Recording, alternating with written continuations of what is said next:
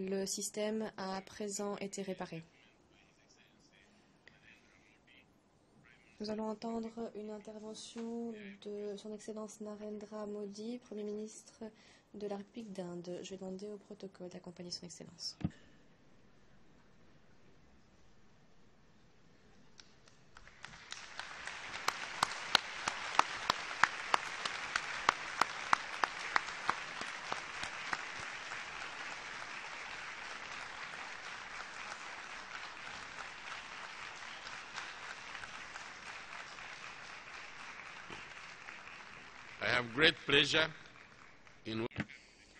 J'ai le plaisir de souhaiter la bienvenue au Premier ministre de la République d'Inde, Son Excellence Narendra Modi. Je l'invite à prendre la parole devant l'Assemblée. Monsieur le Premier ministre, c'est à vous.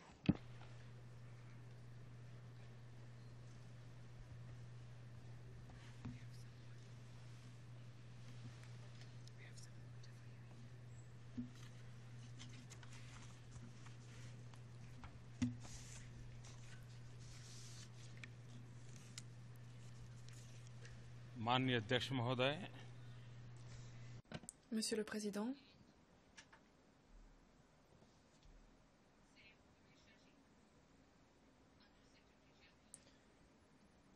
Monsieur le Président de l'Assemblée générale, Monsieur le Secrétaire général adjoint Guettou, Mesdames et Messieurs les délégués, chers amis,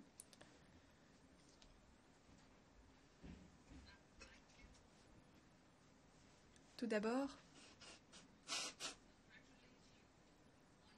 je tiens à vous féliciter à l'occasion de votre élection en tant que président de la 69e session de l'Assemblée générale des Nations unies. C'est la première fois que je prends la parole devant vous en tant que Premier ministre de l'Inde, et c'est un grand honneur pour moi.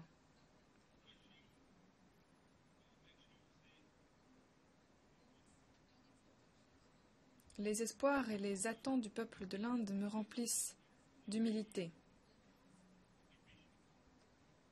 Je suis également très conscient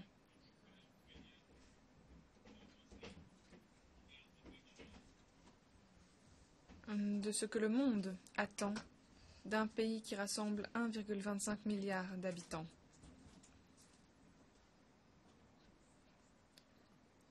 L'Inde est un pays qui abrite 1/6 de la population mondiale.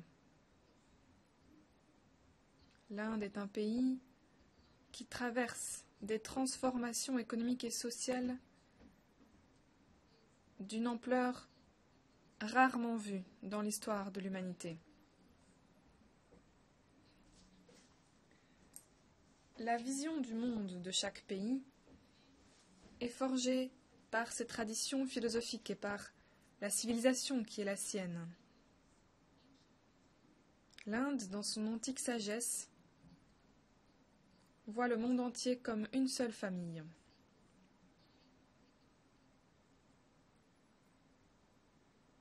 Et j'insiste là-dessus. Chaque pays a sa propre philosophie. Je ne parle pas ici d'idéologie.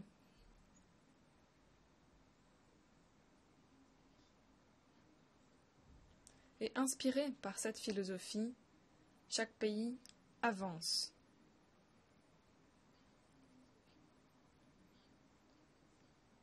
L'Inde est un pays qui, depuis l'Antiquité, estime que le monde entier est une seule famille. L'Inde est un pays où existe un dialogue avec la nature.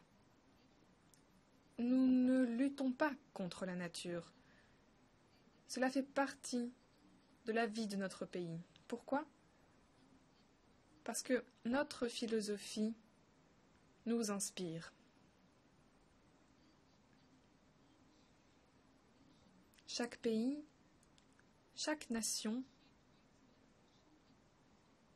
est le résultat de sa civilisation et de sa tradition philosophique. Et comme je l'ai dit, l'Inde, dans son antique sagesse, considère que le monde entier est une famille.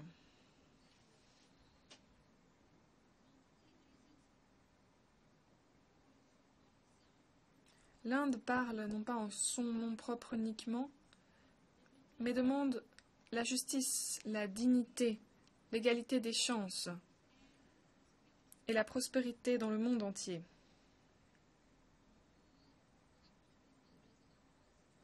Nous avons toujours élevé notre voix pour défendre ces valeurs. Résultat de notre vision du monde, nous sommes fermement convaincus dans les bienfaits du multilatéralisme. Aujourd'hui, alors que je suis ici devant vous à cette tribune, je suis tout à fait conscient des espoirs et des attentes qui entourent cette auguste assemblée. Et je suis frappé par cette foi sacrée qui nous rassemble. C'est quelque chose de véritablement impressionnant. Sur la base de grands principes et d'une vision d'avenir, nous avons créé cette organisation. Persuadés que si nos avenirs sont liés entre eux, alors nous devons travailler de concert pour la paix, la sécurité, le respect des droits de l'homme et un développement économique mondial. Il faudra travailler ensemble pour réaliser ces objectifs. Lorsque cette organisation a vu le jour, seuls 51 pays en faisaient partie. Aujourd'hui, 193 drapeaux flottent à l'entrée de ce bâtiment.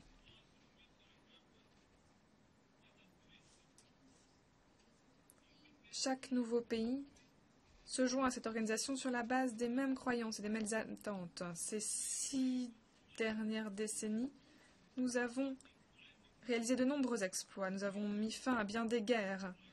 Nous avons rétabli et maintenu la paix.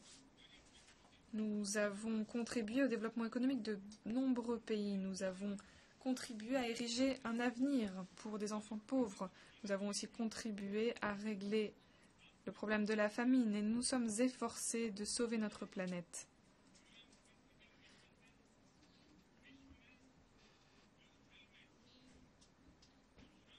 Les 69 missions de maintien de la paix de l'ONU ont fait des casques bleus un symbole de paix dans le monde. Aujourd'hui, on assiste à un sursaut de la démocratie dans le monde entier. C'est le cas en Afghanistan, avec une transformation démocratique pacifique qui nous montre que le peuple afghan a soif de paix et que cette paix l'emportera sur la violence. Le Népal est passé de la guerre à la paix et à la démocratie. Et la jeune démocratie du Bhoutan, elle aussi, s'épanouit avec une nouvelle vigueur. En Asie occidentale, en Afrique du Nord, des efforts sont fournis en faveur de la démocratie. Le succès de la Tunisie nous montre que ce chemin vers la démocratie est réaliste. En Afrique, on assiste à un nouveau bouillonnement pour la stabilité et le progrès. Une nouvelle prise de conscience se dessine à l'horizon. Une prospérité sans pareille a vu le jour en Asie et au-delà. Et sur cette base, la paix et la stabilité sont renforcées.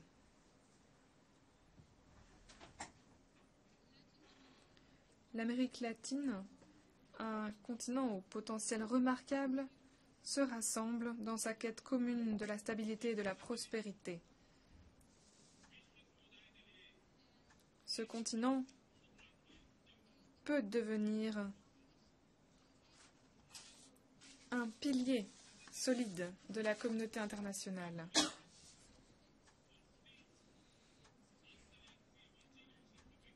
L'Inde espère pouvoir compter sur un environnement stable et pacifique pour faire des progrès.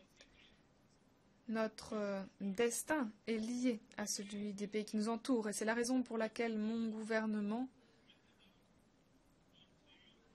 depuis toujours, a accordé la plus haute priorité aux liens d'amitié et de coopération qui nous lient à nos voisins. Et cela inclut le Pakistan. C'est la même politique que nous avons adoptée. Je souhaite me lancer dans un dialogue bilatéral avec le Pakistan pour améliorer notre amitié, notre coopération, dans une ambiance pacifique et sérieuse, à l'abri de l'ombre du terrorisme. Je tiens à ces négociations bilatérales avec eux. Mais le Pakistan aussi a l'obligation de tendre la main, de créer un environnement propice à ces négociations.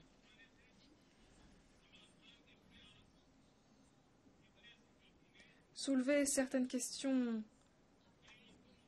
au sein d'une enceinte comme celle-ci n'est peut-être pas la meilleure façon de procéder. Je ne sais pas à quel point cela marque le sérieux d'un interlocuteur. Aujourd'hui, nous voulons plutôt penser aux victimes des inondations au Cachemire.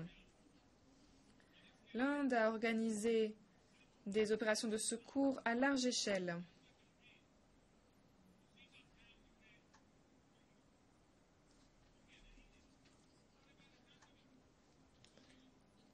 Et nous ne nous sommes pas contentés d'aider le Cachemire à nous seuls. Nous avons aussi demandé au Pakistan de nous prêter main forte, car dans le pays voisin, là aussi, ces inondations ont fait des ravages. Nous avons dit que nous aimerions que les victimes de ces inondations soient aidées au Pakistan.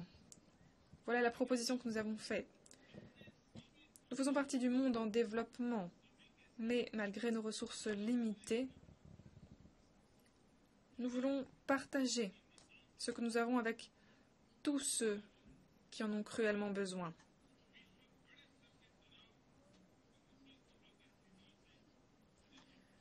Aujourd'hui, le monde connaît des changements d'envergure, des turbulences sans précédent.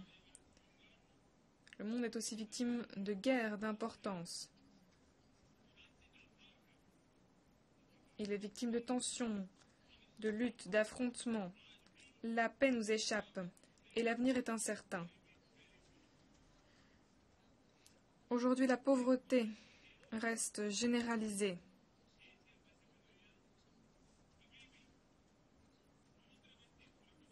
La région de l'Asie-Pacifique nourrit toujours des inquiétudes quant à la sécurité maritime,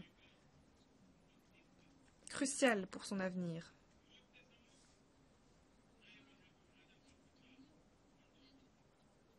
En Europe, nous sommes témoins de nouveaux risques de division. En Asie occidentale, le terrorisme est en plein essor et fracture la société. Dans notre propre région, nous sommes toujours aux prises avec ce phénomène du terrorisme et avec l'instabilité qui l'accompagne. Depuis 4 décennies, nous sommes confrontés à ce fléau, à ce danger.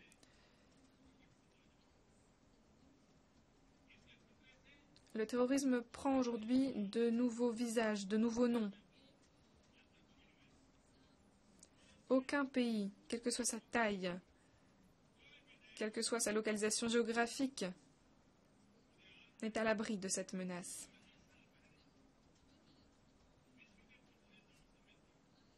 Je me souviens de ma rencontre avec certains dirigeants mondiaux il y a 20 ans. J'évoquais avec eux le problème du terrorisme.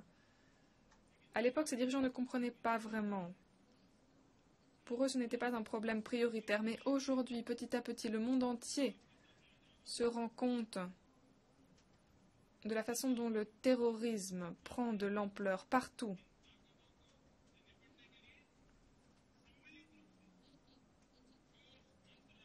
Mais est-ce que réellement nous sommes en train de faire tout ce qui est possible ensemble au niveau international pour combattre ce phénomène? Je sais que c'est un problème très grave. Aujourd'hui, certains pays accordent un asile à des terroristes internationaux et considèrent le terrorisme comme un outil pour remplir leur politique. Ils effectuent un distinguo entre le bon terrorisme et le mauvais terrorisme. Voilà ce qu'on entend aujourd'hui.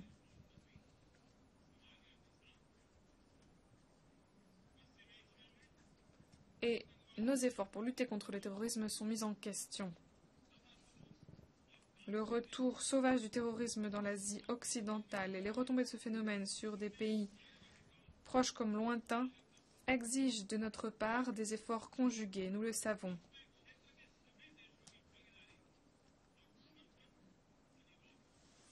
Mais la participation et le soutien de tous les pays de cette zone est obligatoire. Si l'on souhaite combattre le terrorisme, alors pourquoi est-ce que tout le monde ne se porte pas volontaire pour contribuer? Pourquoi est-ce que tout le monde n'insiste pas sur l'importance capitale de cet aspect? L'océan, les mers, l'espace et le cyberespace deviennent aujourd'hui le théâtre de lutte. Les océans qui autrefois étaient un pont pour nous sont aujourd'hui la scène de différends, de conflits. Autrefois, l'espace était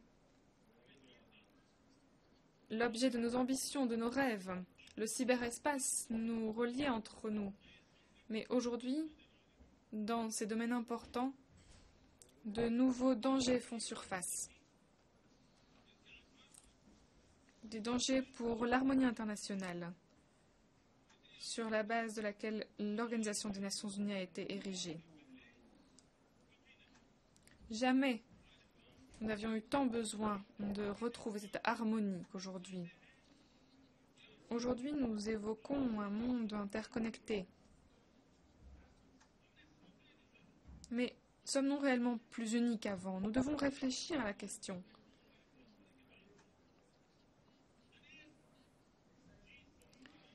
Nous sommes dotés d'une organisation d'importance comme l'ONU. Nous avons aussi créé plusieurs groupes, les G, X ou Y.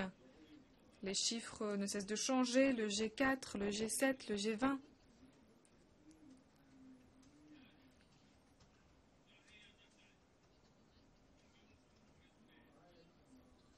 En outre, l'Inde aussi participe à de tels groupes, à de tels forums. Bon gré, mal gré. Mais il est peut-être temps d'avancer, de travailler tous ensemble.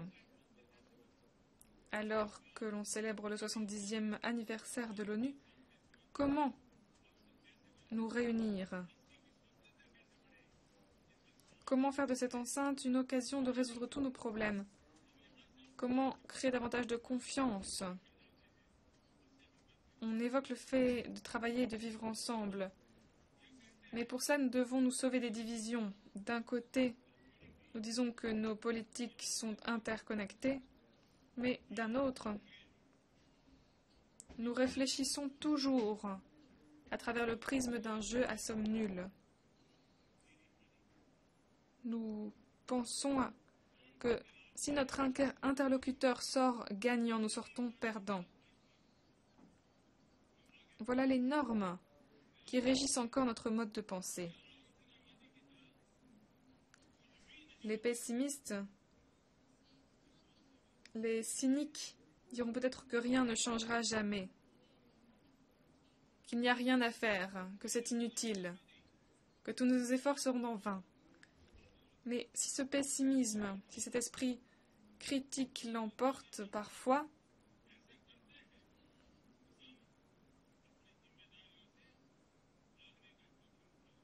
si nous cédons face à cet esprit, alors nous courons le risque de nous dérober à nos responsabilités. Et nous risquons de mettre notre avenir à tous en péril.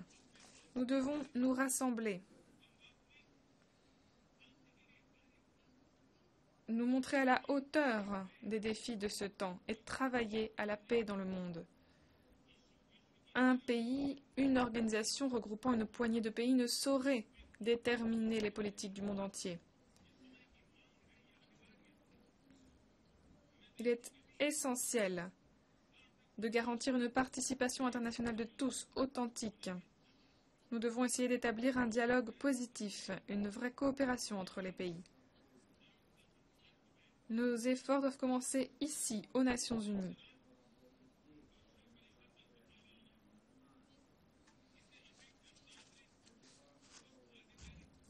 Nous devons commencer par améliorer le Conseil de sécurité des Nations Unies pour qu'il soit plus démocratique et participatif. C'est important à nos yeux. Ce serait répondre aux nécessités du XXIe siècle. Car si nous en tenons aux impératifs du XXe siècle, nous échouerons. Nous risquons de devenir quantité négligeable. Et j'aimerais demander que, conformément à ce que nous venons de dire, les politiques et les règles dont nous nous dotons au XXIe siècle devraient prendre en compte les changements de notre époque. C'est un changement très rapide. Et c'est pourquoi il est essentiel aujourd'hui de nous adapter à notre époque,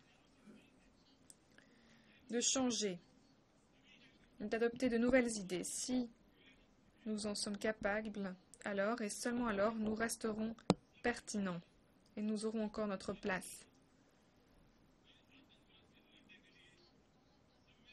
Nous devons mettre de côté tous nos différends.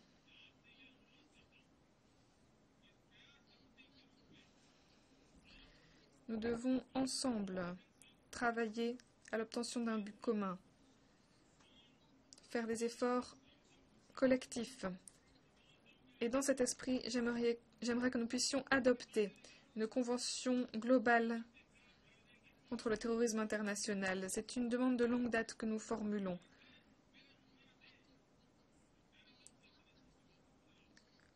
Notre lutte contre le terrorisme n'en sera que plus robuste. Et notre pays a connu pendant longtemps les activités des terroristes. Et cela fait longtemps que nous savons que tant que l'ONU ne prend pas l'initiative sur ce dossier, tant que nous ne nous dotons pas d'une telle convention internationale, nous ne nous en sortirons pas. C'est pourquoi, une fois de plus, devant toutes les personnes rassemblées dans cette auguste assemblée, je souhaite le dire et lancer cet appel.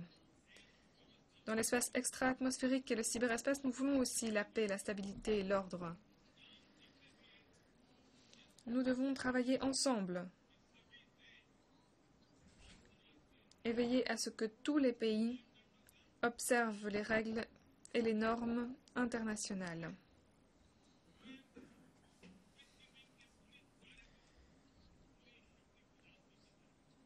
Nous devons donner davantage de mordant aux opérations de maintien de la paix de l'ONU.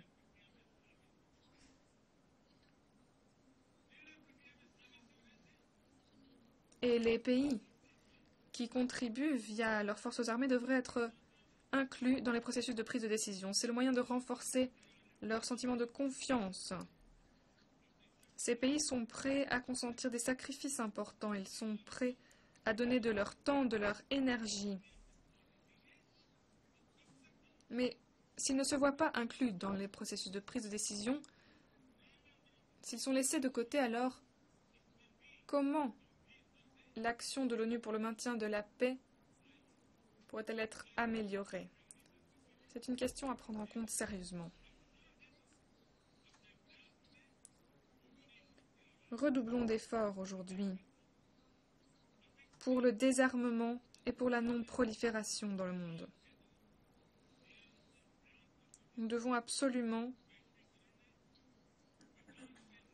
veiller à ne pas baisser les bras sur cette question. La mondialisation a créé de nouveaux pôles de croissance, de nouveaux secteurs d'activité, de nouvelles sources d'emploi. Mais parallèlement, des milliards de personnes vivent dans l'ombre de la pauvreté.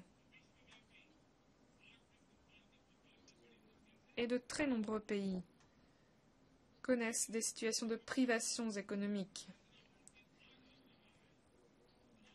Ils ont grand-peine à se tirer de cette situation. Or, aujourd'hui, de nombreuses choses ont changé. La technologie a rendu des choses possibles qui autrefois étaient impossibles.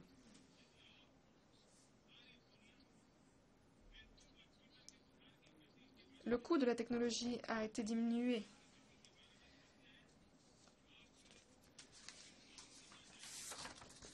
Pensons à la façon dont Facebook et Twitter ont conquis le monde, à la façon dont les téléphones portables se sont répandus. On ne peut qu'être convaincu alors que le développement et l'autonomisation peuvent se propager à la même vitesse. C'est possible. Chaque pays, bien sûr, doit prendre ses mesures sur le plan national. Chaque pays doit s'acquitter de sa responsabilité.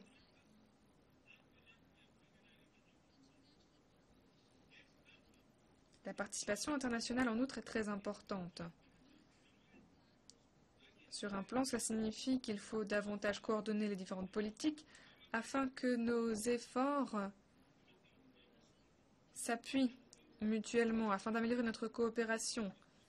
Nous pourrons de cette façon veiller à ce que personne ne soit mis en danger par nos efforts. C'est la condition sine qua non. Il ne faut pas que les efforts fournis par un pays mettent en péril un autre pays. Cela signifie aussi que lorsque nous parvenons à des accords en matière de commerce international, nous devons garder à l'esprit les sources d'inquiétude et les intérêts de nos interlocuteurs. Aujourd'hui, 2,5 milliards de personnes n'ont pas accès aux services d'assainissement de base. 1,3 milliard de personnes n'ont pas accès à l'électricité. 1,1 milliard de personnes n'ont même pas accès à l'eau potable. De toute évidence, nous avons donc besoin de fournir des efforts internationaux de façon extrêmement organisée. Nous ne pouvons plus nous permettre d'attendre que le développement économique surgisse. Dans le programme de développement que j'ai mis sur pied pour l'Inde, les aspects les plus importants concernent ces questions. Et dans le programme de développement pour l'après 2015, ce sont des aspects qui devraient rester en bonne place. Nous devons concentrer notre attention sur ces problèmes.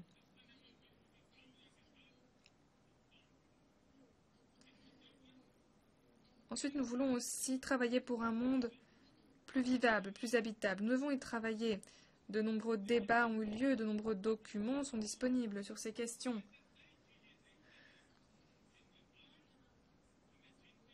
Et pourtant, nous sommes témoins de nombreux phénomènes autour de nous qui devraient nous inquiéter, nous alarmer.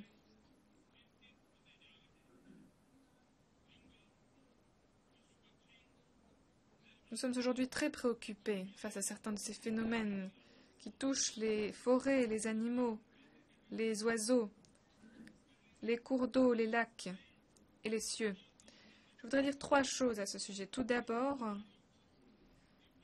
pour relever tous les défis auxquels nous sommes confrontés, nous devons nous montrer honnêtes et endosser les responsabilités qui sont les nôtres. La communauté internationale s'est entendue sur l'action collective que nous devons entreprendre, sur la base d'un bel équilibre, celui des responsabilités communes mais différenciées. Et ce doit être la fondation du travail que nous continuons de fournir. Cela signifie aussi que les pays développés doivent tenir leurs promesses en finançant les transferts de technologie.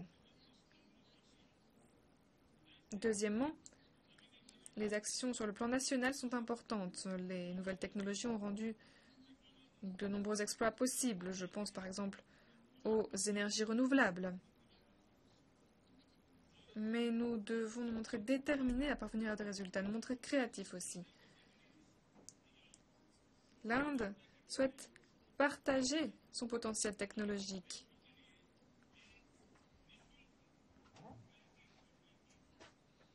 Récemment, nous avons fait une annonce concernant un nouveau satellite libre. Troisièmement, nous devons opérer un changement dans nos modes de vie.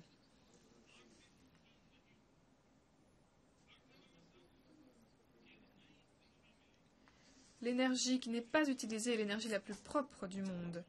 Et c'est le nouveau cap que nous devons imprimer à notre économie. L'Inde a beaucoup de respect pour la nature.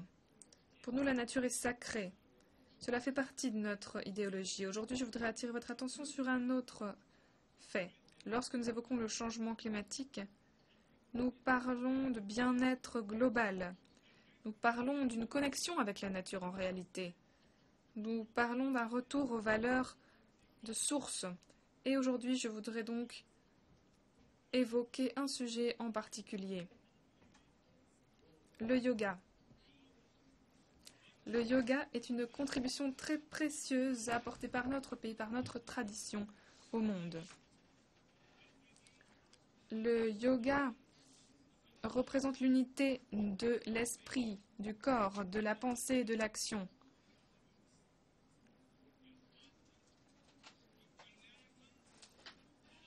Il est important de coordonner tous ces éléments. Le yoga représente des perspectives intéressantes en matière de santé et de bien-être. Ce n'est pas simplement un exercice physique.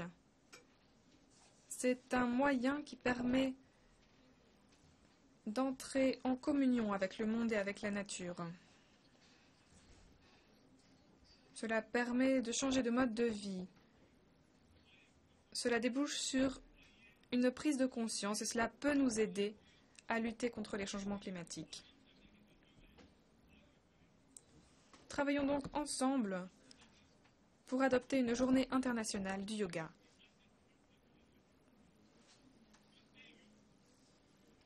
Pour conclure, je voudrais dire que nous vivons aujourd'hui un moment historique. Chaque siècle a ses propres caractéristiques. Chaque génération reste dans l'histoire pour la façon dont elle a relevé les défis qu'elle a rencontrés. Aujourd'hui, nous avons une responsabilité importante. Nous devons nous montrer à la hauteur. L'année prochaine, cette organisation fêtera son 70e anniversaire. Et nous devrons alors nous poser des questions. Devons-nous attendre notre 80e, notre 100e anniversaire ?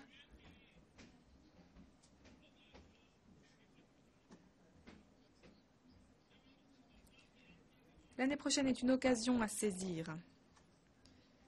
Alors que nous avons voyagé ensemble pendant 70 ans, nous pouvons faire le bilan des avancées accomplies. D'où sommes-nous partis? Quel chemin avons-nous parcouru? Qu'avons-nous fait? Pourquoi? Sommes-nous allés là où nous voulions aller? Et quels sont les nouveaux défis pour le XXIe siècle? Si nous gardons tout cela à l'esprit, et nous devrions procéder à des échanges de vues, nous devrions parler avec la nouvelle génération aussi, grâce aux nouvelles technologies notamment, et faire participer chacun pour entendre les nouvelles idées de tous, réfléchir à la façon dont on peut entrer en contact avec la nouvelle génération. C'est pourquoi je dis que ce 70e anniversaire est une occasion en or à saisir. Nous ne devons pas la laisser nous échapper.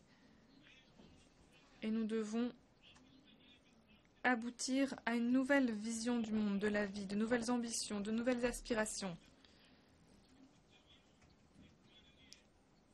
Et fixer un nouveau cap pour le voyage des Nations Unies. C'est pourquoi je crois que cet anniversaire est pour nous une vraie possibilité, une porte qui s'ouvre. Nous devons nous rassembler et tenir notre promesse d'améliorer le Conseil de sécurité des Nations Unies.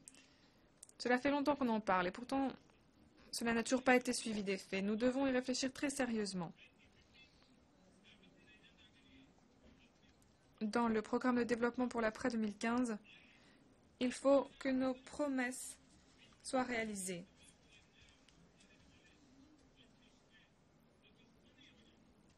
Pour l'après 2015, nous devons donner un nouveau cap au monde pour un développement durable. L'année 2015 devrait rester dans l'histoire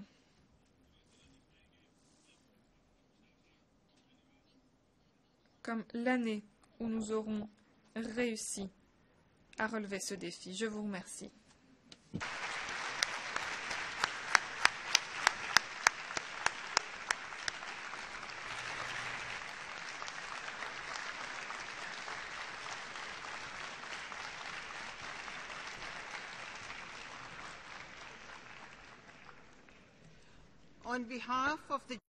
Au nom de l'Assemblée générale, je remercie le Premier ministre de la République d'Inde pour cette intervention qu'il vient de prononcer. Je vais demander au service du protocole d'accompagner son Excellence.